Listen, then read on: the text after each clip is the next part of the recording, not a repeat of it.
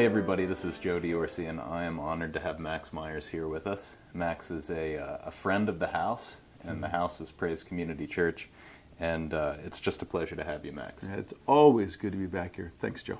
And Max is actually, it's Sunday, June 25th as we record this, and Max is speaking this morning at our church service, 10 a.m., so be sure to check that out on YouTube as well. But I do have a couple questions for you, so you're now on the hot seat. Yeah, here we go. That's Okay. fun. Yeah. So the area of authority and just passion for you is probably leadership above all else. Definitely. So what are some, as you kind of think across your career and just your teaching, what are some hallmarks, leadership hallmarks that good leaders tend to have? Wow. First of all, I think what I'm going to do, Joe, is separate out pastors, because that's been my career, from those that are leaders in the secular realm. Obviously, there are all kinds of overlaps and similarities, but when the issues that each leader faces, whether it be within the church or outside the church, are a little bit different. So for the pastor, it's going to be it's really going to be prayer and perspective and accountability. You kind of throw all those in together. One of the things that pastors tend to do and wrestle with is this sense that I'm responsible and I'm responsible alone. You kind of take the weight, and some of this is taught to us along the way to a certain respect. And here we go. Everybody gets to my text messages that I'm going to pass on to my wife here that while we're recording. All right, where were we? I bet that hasn't happened before. Sorry, everyone. So back to it. So on the pastoral side, having accountability, having other people around you to run things by, because we get inspired as leaders. We're inspired. We're visionary, and sometimes I know that I just saw that my wife is present here. She saved me from a lot of stupid stuff that I thought I was inspired to do, and I needed to do this, blah, blah, and I run it by her at home. She goes, no, you're not going to do that. We all need accountability people in our lives. And so, and on the secular side, that would be true as well, I'm sure. On the prayer side, the pastor leader really needs to be able to humble himself in prayer and lean on God and spend that time. And with that, honing in the hearing part of hearing what God is saying to him and receiving Spirit and getting the God direction. Now, I think we'll talk a little bit later on about my book, and that's a part of what that book is about. Yeah. But good leaders, successful leaders across the board, as Christians, need to be men and women of prayer and need to be men and women of accountability. I think those are the two top things that I'm driving here at this point. So what's humility's role in a good leader? You mentioned humbling yourself to pray. Wow. I think humility is everything, and Jesus tries to bring this out in Beatitudes, and sometimes we, or the Sermon on the Mount, we call the Beatitudes that section, where he really hones in on that, and we honor that and we respect it, but we still sometimes don't really have the full perspective. But I think for me, humility is key to keeping perspective on everything. Because if we're not humble before God and humble before others, then things become out of perspective, like kingdom. So in the kingdom of God, there's nothing out of alignment. Like in the heavenly realm, there's nothing wrong. Everything is perfect in the heavenly realm. And so if we're going to function as kingdom people, then we need to function as the kingdom of God functions in the heavenly realm in order. And so humility is one of those keys, being broken, and God has a way of breaking us. So brokenness and humility kind of work hand in hand. And God has a way of doing it in our lives, and it's always painful. I'm trying to not push one of my buttons here. Bring me back if I get too far off. Okay. But pain. One of the things that I think as church leaders, and I'm reflecting back to my own ministry, I didn't do a good job at was preparing people for pain. It's a reality of life, and it's a reality of the kingdom, and it's a reality of the Word.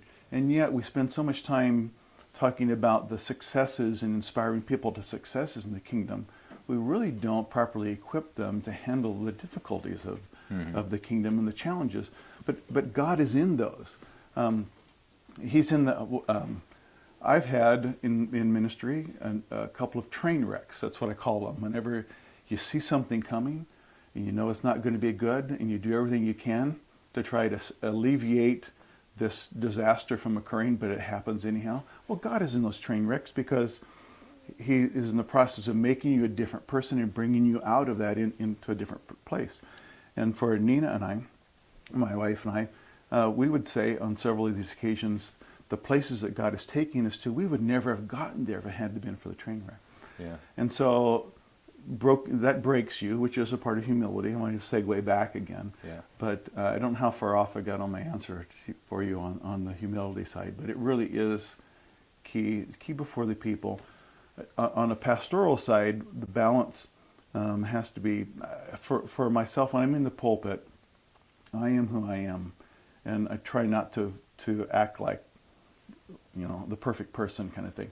And so congregationally, people that have sit under my ministry have got to hear more of the good and see the good and the bad side. But there's a balance that we've had some men that have come up in our ministry, following our ministry, that have replicated that, and it's not gone well for them.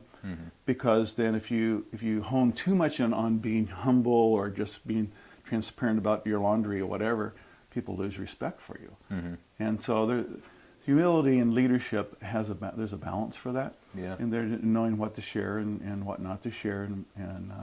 But again, God is a way of ironing all that out.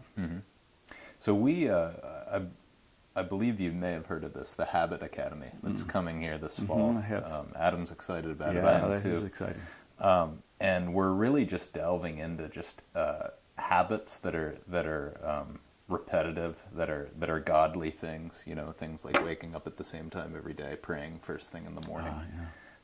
We're really excited about that. We're working on the curriculum right now. But I want to ask you, what are some habits that you can point to that you see to every day that lend themselves to good leadership?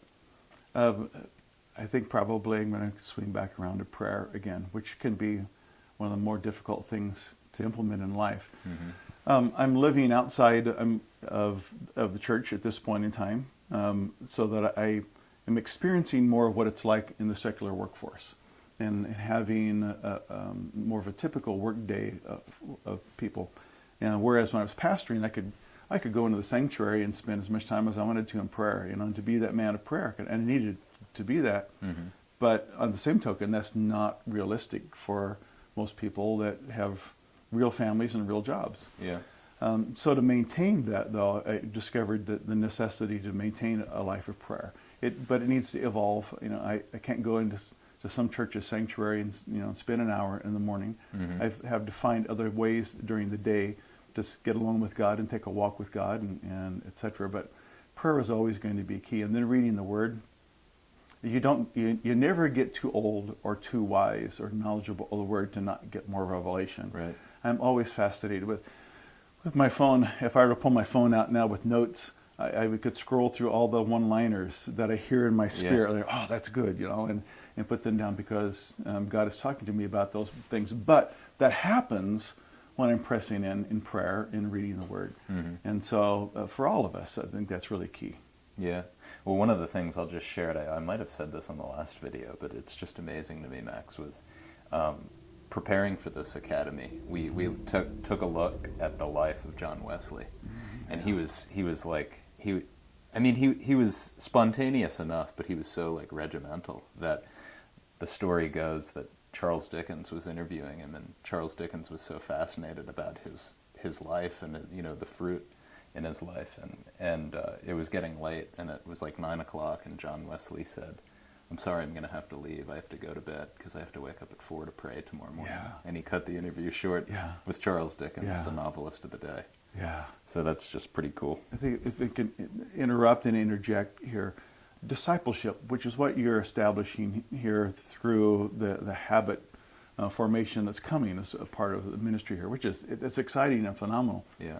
Because creating those habits, for me, I was discipled after I gave my life to Christ. So I gave my life to Christ in the military, but I was discipled with Youth of the Mission. I won't go into all those kind of details, but ministry. But I learned the power and the need to have regular morning prayer, just throughout the day in prayer, or set some time aside there in prayer. And so I champion what you're doing here because forming those habits are crucial. Yeah. Good job. You say YWAM. Oh yeah, Youth of the Mission, yeah. I'm a YWAMer. Oh, My awesome. wife is a YWAMer.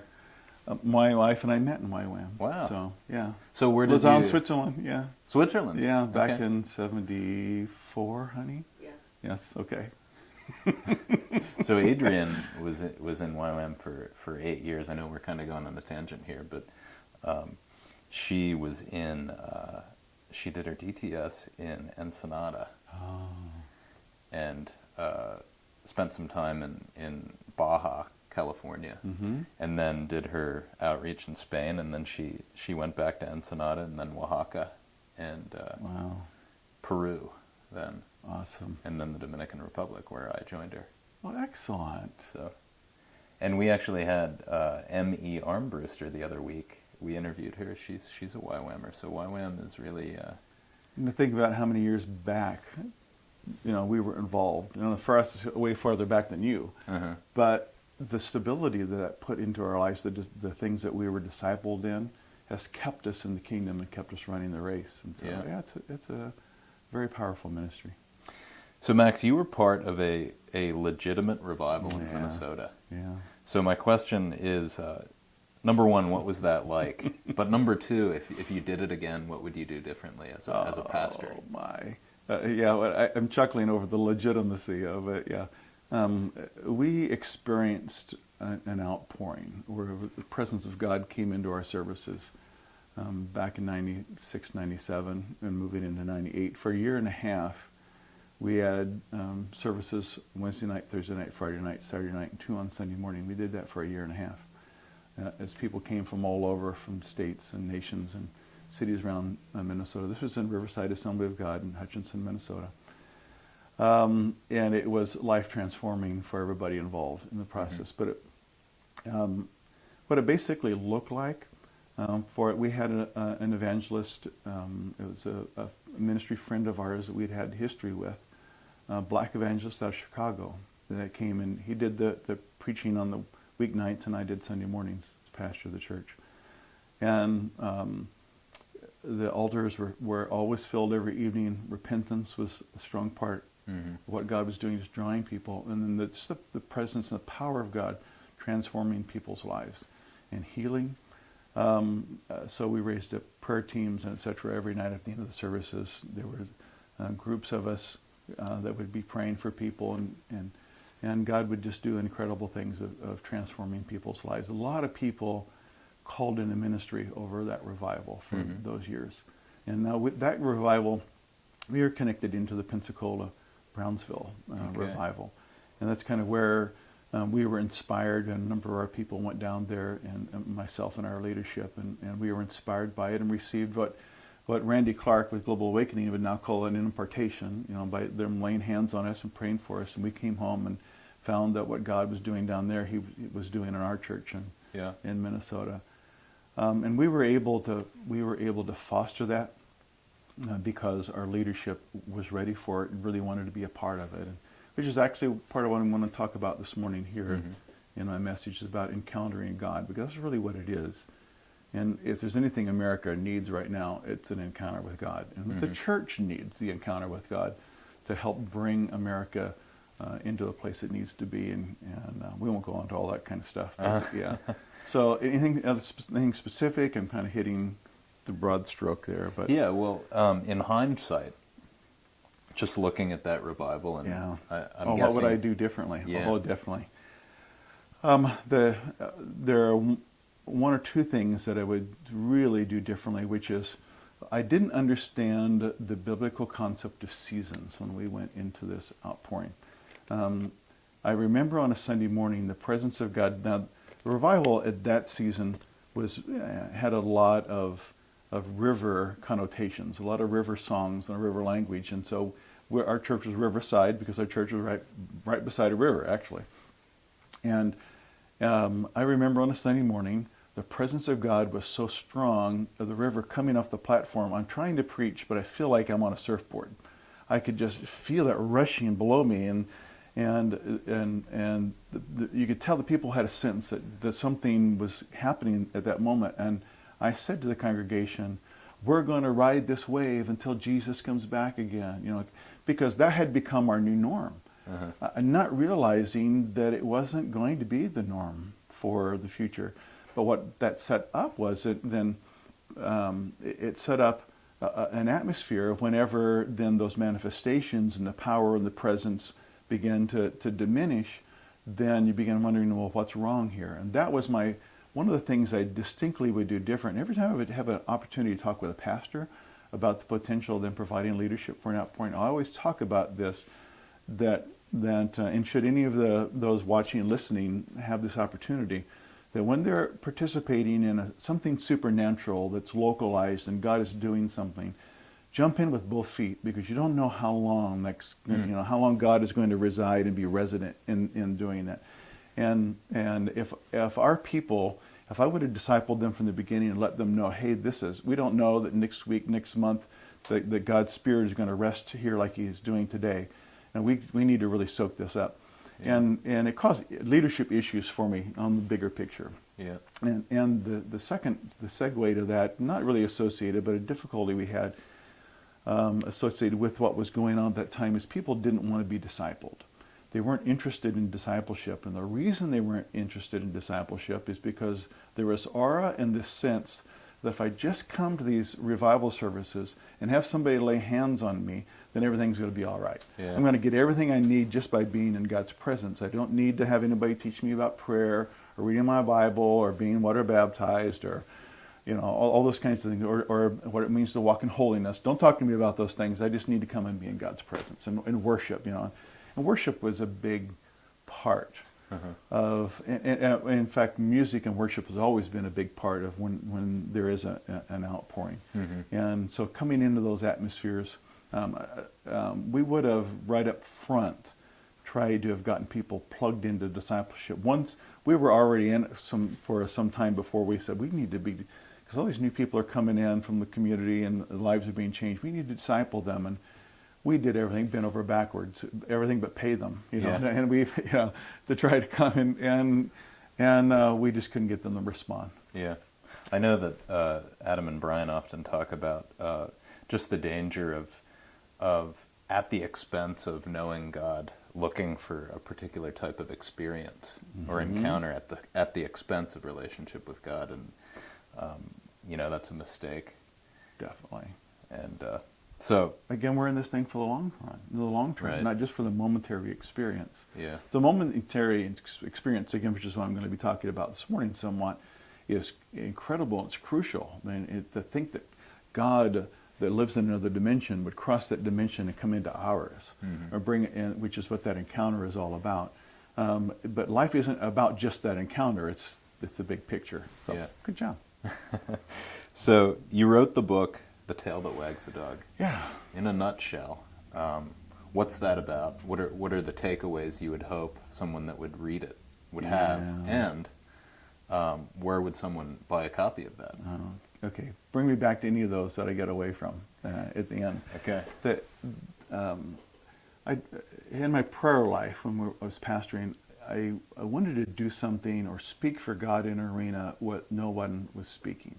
And it was my prayer life. I said, I want to do something significant, but God, don't put me somewhere where somebody else is, and I got to nudge my way in, because I'm going to be a part of this. And I found myself over several years getting downloads on leadership, and it took me a little while before I began to understand, this is the answer to that prayer, And so The Tail That Wags the Dog is basically, for me, it is what I believe to be a balanced biblical look at God's intent for leadership over His people, which is very foreign to the traditional concepts that we pastors are taught and Christian leaders are taught. The Tail That Wags the Dog, the title in and of itself will kind of help me segue into the rest of this. For those that understand the old term, the tail wagging the dog, it basically means something is backwards. Mm-hmm. Something's in power and control that it shouldn't be. And what this is really referring to is how the church, which would be the tail, and the body of the dog, which would be God and his kingdom, how the church, through our self-importance and our own processes, have become empowered to where we feel like we can tell God what he will and won't do. Yeah. Instead of responding to him, we're expecting him to respond to us. We got it all backwards. Now, what the book does is come back to why is that and where did all that start? And what the book does is go back to 1 Samuel 7, which is where the elders of over Israel come to Samuel and say, we want a king just like all the other nations.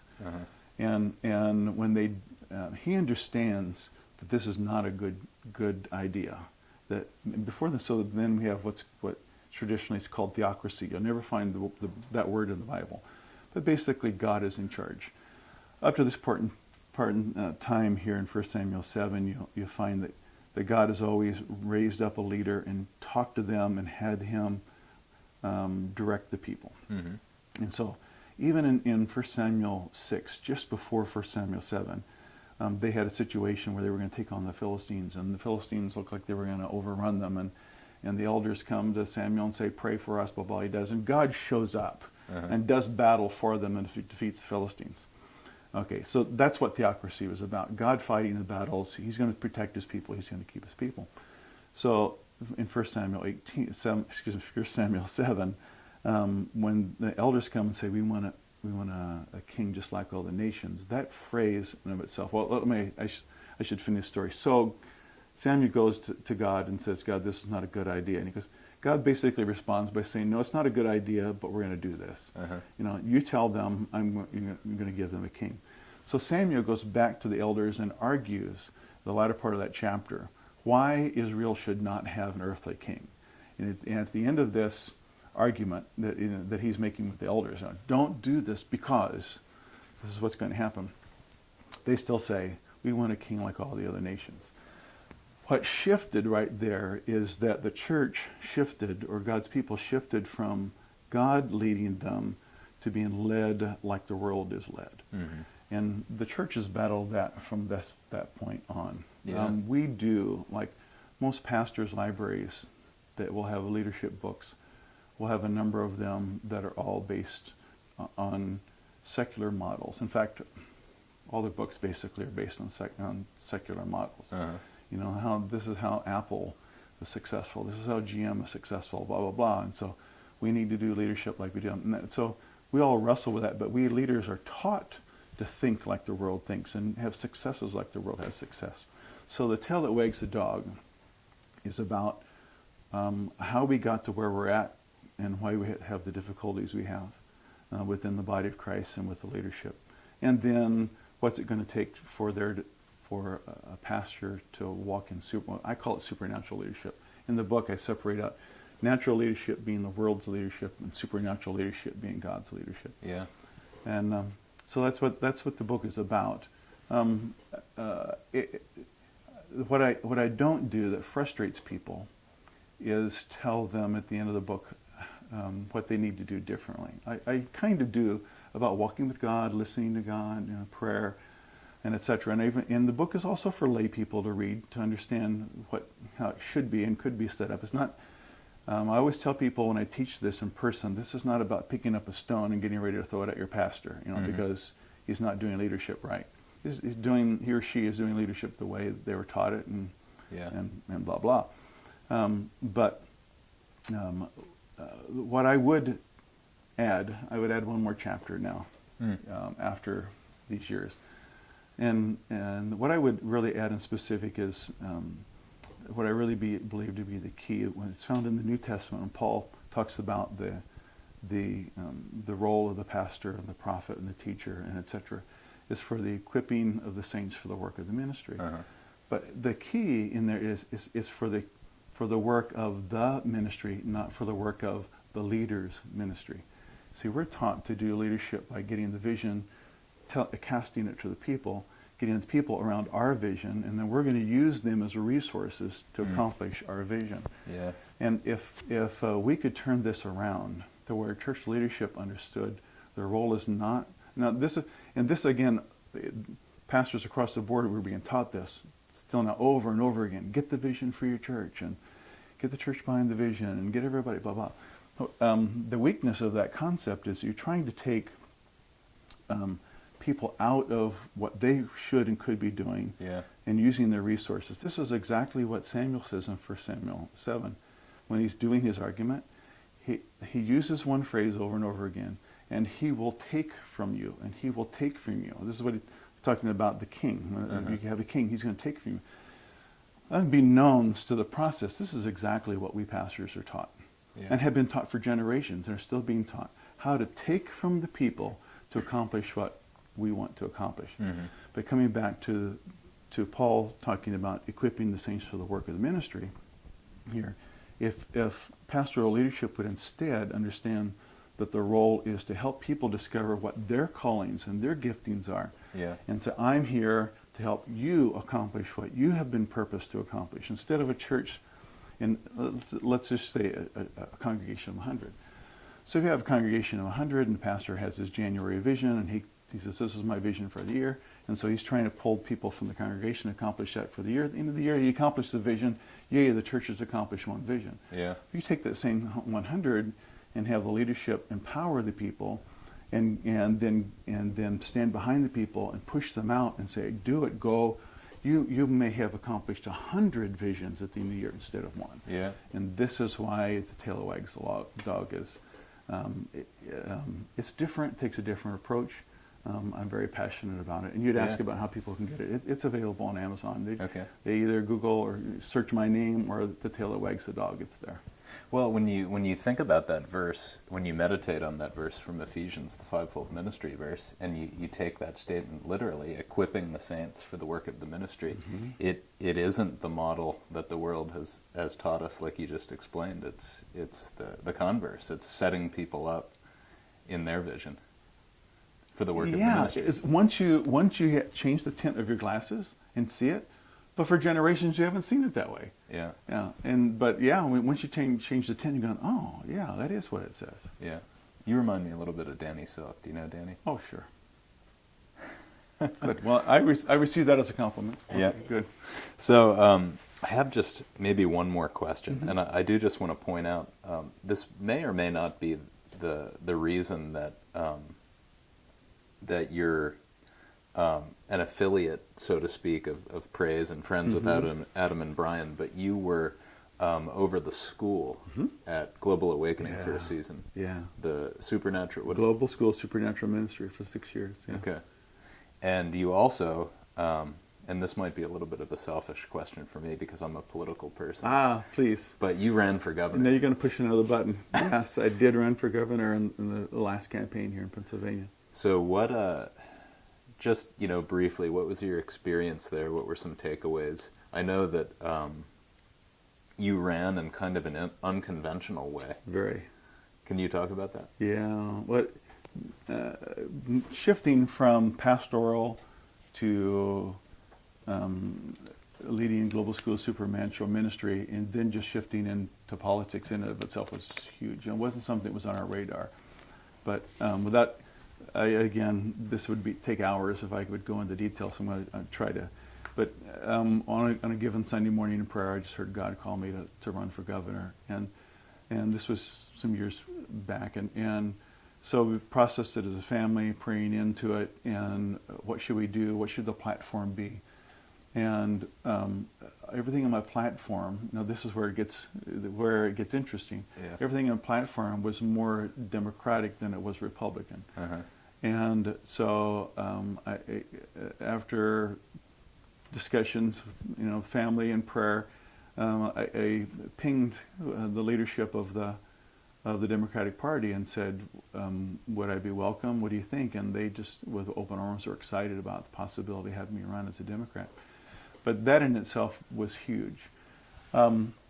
it was incredible experience because I got to see and understand ways of thinking that I hadn't ever understood before.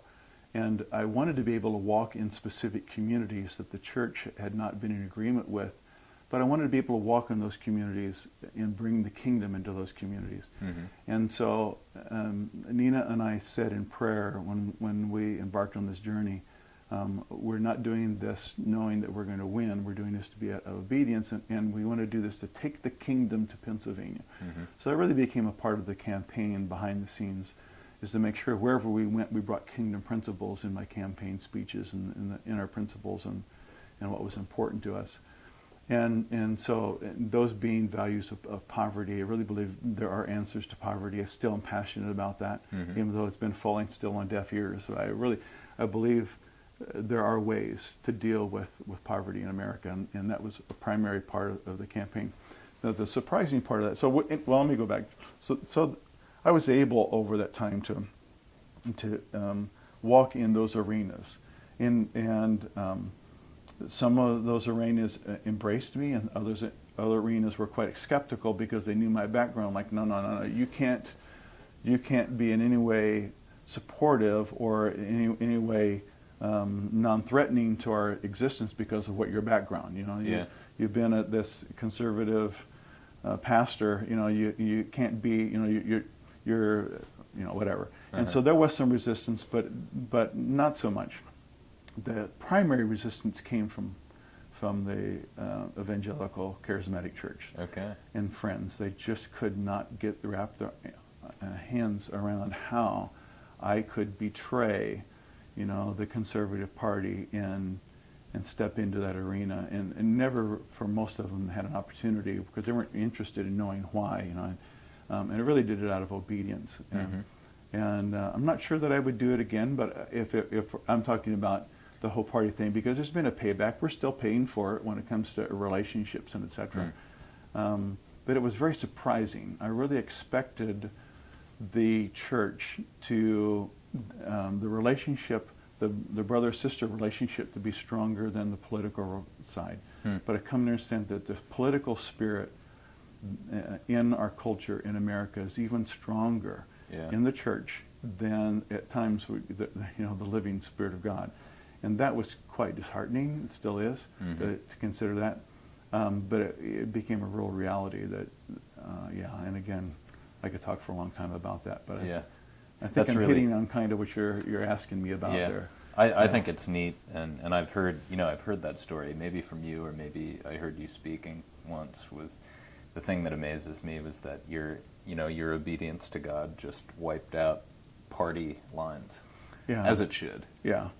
And we have we will have and have lifelong relationships we've developed with people that are very not like us. We just this last week had an agnostic on my campaign team, and most people are probably watching this are going, all right, now I know what your spiritual level is, and et cetera, already, because they're judging me based on this.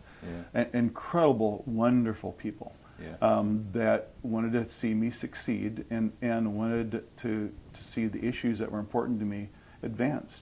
And we have continued in relationship with them. I had a particular morning where I was meeting with one of these gentlemen over breakfast, and he leaned across the table to me and he said, "Do you have any idea how unbelievable it is that you and I would have a relationship, even knowing that I, as a charismatic Pentecostal pastor, and he is an agnostic, and we just hit it off." And there are a number of those hanging out there. So, Max, is there anything that wasn't on my list of questions that you just want to get out, that you want to tell our subscribers to our YouTube channel, anyone that would be watching this? Oh, that's one that I don't think so. I think you've given me enough opportunity here today to kind of to tag on things, and I think we've probably covered them. Okay. And I've appreciated the opportunity. Your questions have been really good questions. You're a good interviewer, Joe. Well, we're excited to see what you have to say this morning, and thanks for tuning in, guys, and thank you, Max, again thanks for for the joining opportunity. me. And have a good one.